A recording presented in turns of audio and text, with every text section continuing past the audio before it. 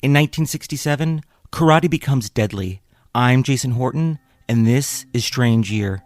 1967 gave us Cool Hand Luke and Rolling Stone magazine, but the deadliest man alive made 1967 a strange year. Count Dante, the deadliest man alive, 1967. If you look through pages of a comic book in the 1970s, you probably came across an ad for the deadliest man alive.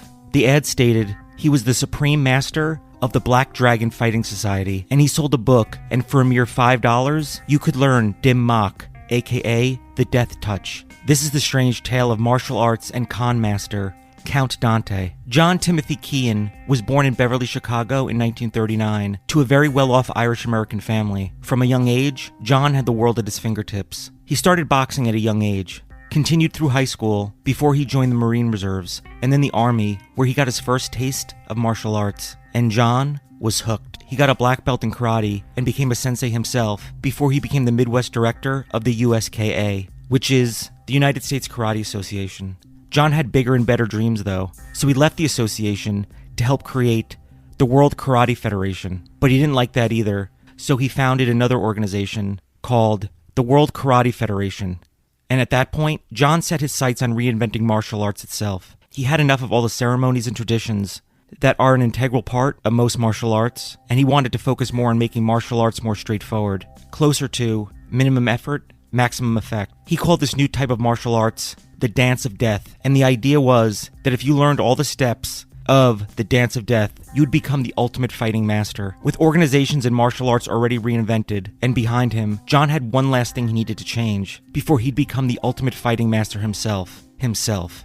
More on that after this break. In 1967, he legally changed his name to Count Juan Rafael Dante, but this wasn't something he just made up. It was actually his real name. His family had changed their names when they escaped to America from the Spanish Civil War. At least, that's what John was now telling everyone. But Count Dante wasn't just a Spanish noble. He was a deadly martial artist who competed in death matches in Thailand and China, and he won by using his Dance of Death technique. Again, according to Count Dante himself. He let everyone know this by taking out advertisements in comic books where he called himself the deadliest man alive and sold his instructional booklet that promised to give the world's deadliest fighting secrets with a free membership to his new Black Dragon Fighting Society. Comic book readers would find advertisements that read, "Yes, this is the deadliest and most terrifying fighting art known to man.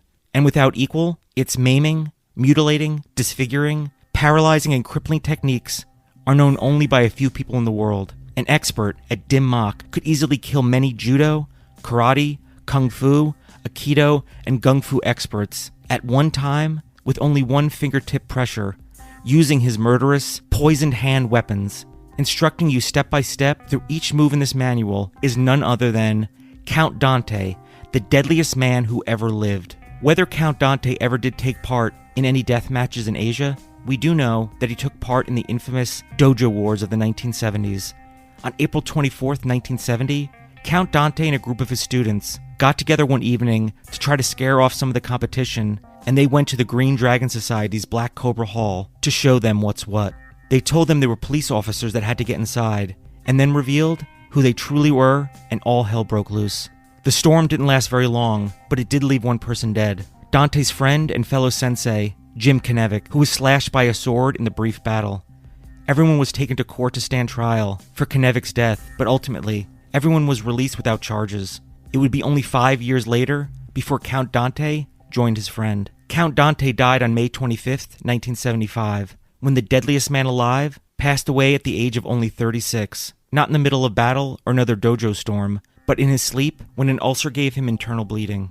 Thank you so much for listening, and I'll be back next time with another episode of Strange Year.